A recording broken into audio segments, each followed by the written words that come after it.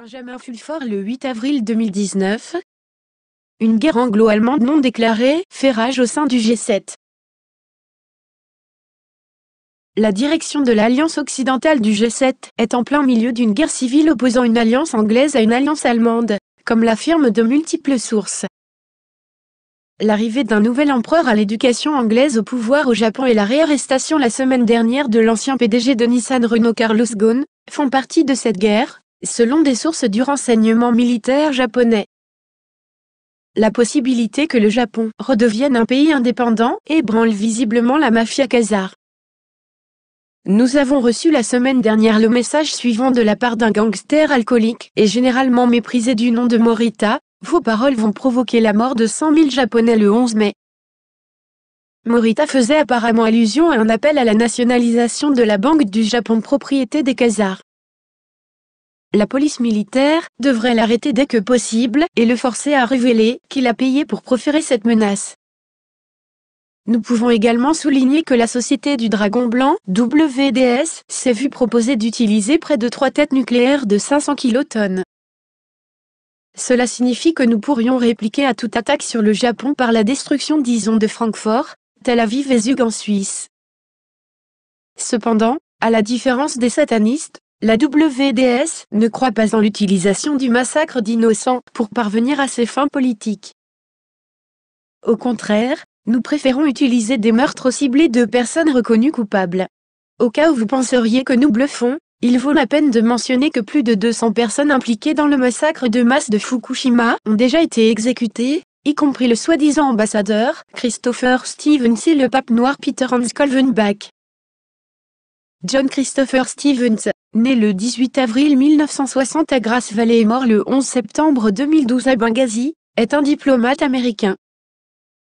En mai 2012, Christopher Stevens devient le 10e ambassadeur des États-Unis en Libye, succédant à Gene Kretz, qui a quitté ses fonctions 18 mois plus tôt. Il remet ses lettres de créance le 7 juin suivant.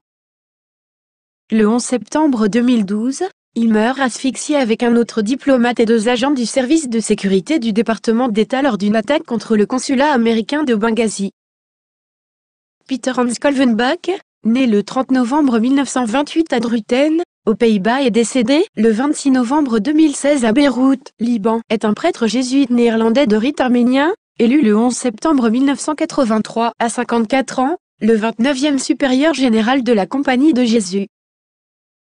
Il a remis sa démission le 14 janvier 2008, au cours de la 35e congrégation générale réunie à Rome depuis le 7 janvier 2008. Le père Adolfo Nicola a été élu pour le remplacer.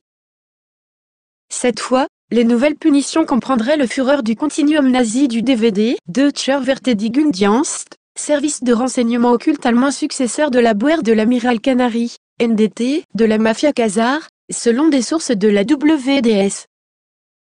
Le nouveau Führer est chef de l'organisation du Soleil Noir, en allemand Schwarze SS, NDT, qui a remplacé George Bush Senior. Serait selon le renseignement militaire japonais, Donatus, le landgrave de Hesse. C'est un descendant de la reine Victoria et un parent d'Adolf Hitler ainsi que du roi d'Italie Victor Emmanuel, selon des sources du MI6 et d'autres. Ses cousins britanniques l'ont d'ores et déjà prié dans un message d'y renoncer. Voici un message pour lui de la part de la WDS: rendez-vous pendant qu'il vous reste une chance d'utiliser vos grands talents pour contribuer à sauver la planète, ou bien toute votre lignée familiale génocidaire va être définitivement effacée du génome humain. Donatus, prince et landgrave de Hesse, Heinrich Donatus Philipp Umberto, né le 17 octobre 1966, est l'actuel prétendant au titre de grand-duc de Hesse. Du fait de sa position de chef de la 2e branche de la maison de Hesse-Kassel, il est le prétendant actuel au trône de Finlande. Bien, examinons maintenant les indices que nous possédons de la guerre secrète entre factions anglaises et allemandes de l'élite occidentale. Le plus évident est bien sûr le tumulte qui entoure le Brexit. Des sources du renseignement britannique affirment que le Brexit a déjà lieu le 29 mars, comme l'exige la légalité, malgré les poses des politiciens prétendant que ce n'est pas le cas. Un signe apparent en est le fait que les passeports britanniques délivrés après cette date n'incluent pas la mention de l'Union européenne. le Premier ministre Theresa May essaie encore en vain de faire pression en faveur d'un accord qui remettrait le contrôle de l'appareil de renseignement militaire britannique aux Allemands, affirme-t-elle.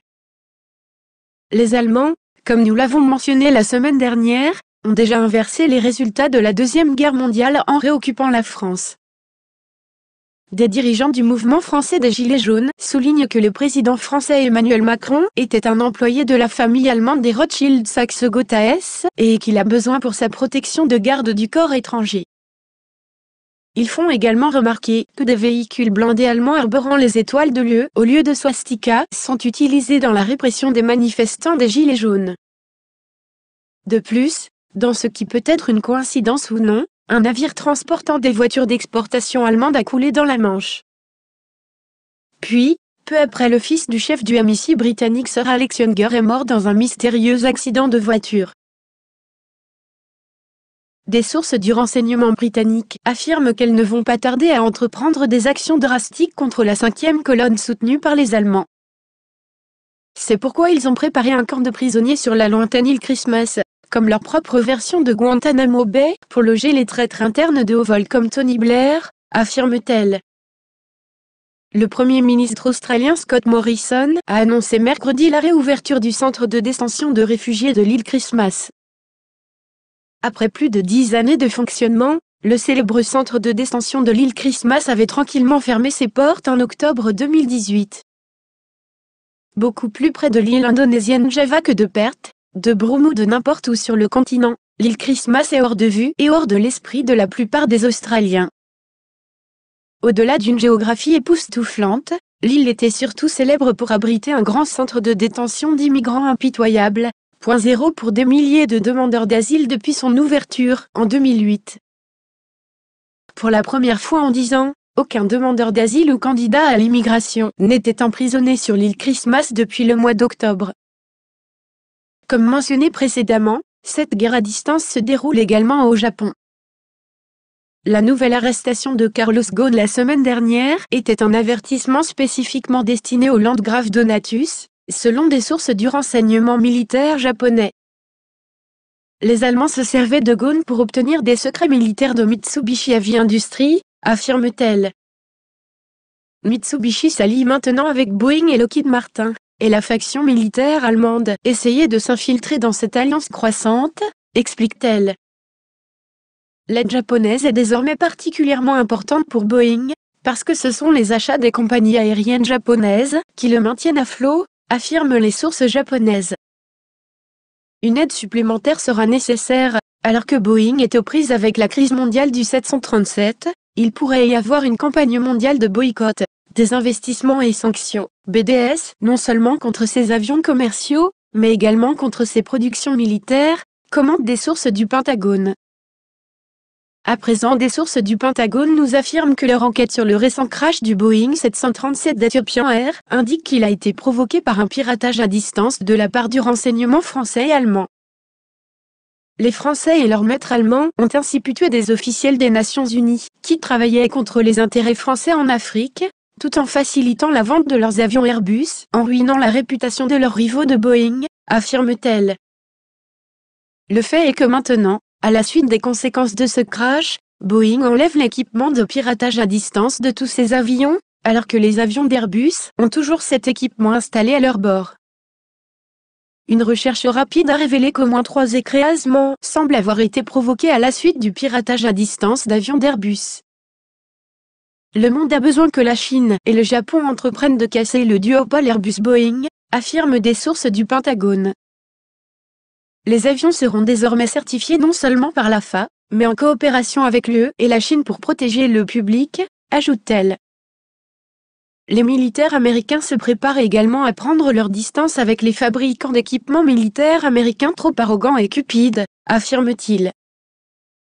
La Turquie pourrait être récompensée d'avoir rejoint le camp de la Russie avec l'achat de S-400 missiles anti-aériens en recevant des avions Sukhoi Su-57 de 5e génération à la place du F-35 pourri et au prix excessif de Lockheed, font-ils remarquer. Sukhoi pourrait en vendre à l'Inde, à la Chine, à l'Iran, au Venezuela et même à l'Arabie Saoudite après l'abandon du pétrodollar, poursuivent-ils. La mention que l'Arabie Saoudite abandonnerait le pétrodollar est un indice évident que leur gouvernement militaire de fait contrôlé par les États-Unis se prépare à se libérer du contrôle de la mafia khazare, selon des sources de la CIA. Le fait que le président des États-Unis Donald Trump ait qualifié les gardiens de la révolution de l'Iran d'organisation terroriste étrangère, FTO, pourrait être un coup monté pour qualifier les forces de défense israéliennes, le Mossad, le Shin Bet et l'AMAN, renseignement militaire, de FTO lorsque la vérité sur le 11 septembre sera révélée, ajoutent des sources du Pentagone. Les sources du Pentagone sont tout à fait conscientes qu'aussi bien les dirigeants iraniens qu'israéliens ont reçu des ordres pour déclencher une troisième guerre mondiale de la part de leur maître Azug, en Suisse. À présent, alors qu'Israël se prépare à des élections générales cette semaine, voici un rappel pour les citoyens d'Israël qui n'auraient toujours pas compris. Benyamin Netanyahou travaille pour les mêmes nazis qui ont accompli l'Holocauste ou brûlé des offrandes à Moloch, Baal, Seth, Satan, etc., afin de forcer les Juifs ashkénazes à quitter leur terre ancestrale européenne pour venir en Israël.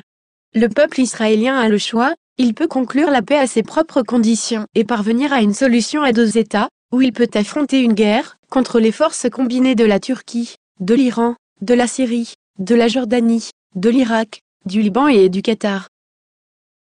Un rappel pour les fanatiques superstitieux qui sont sous le contrôle mental d'anciennes falsifications. Les militaires américains ne se battront pas pour défendre l'État voyou qu'est devenu Israël. Réveillez-vous et affrontez la réalité. Il n'y aura pas de guerre de Gog contre Magog. C'est fini. Il est temps de commencer une nouvelle ère. Il y a de nombreux indices que cette nouvelle ère est déjà commencée. Par exemple, dans un événement de nature à changer définitivement la planète, la visite en Europe du président chinois Xi Jinping a permis de conclure un accord entre la BRI, la Banque centrale des banques centrales, et la Chine pour reconnaître l'or asiatique comme monnaie. Pour information, les Asiatiques contrôlent près de 85% de l'or connu dans le monde, mais la plupart de cet or a été tenu à l'écart du système financier occidental depuis la décision choc de Nixon en 1971.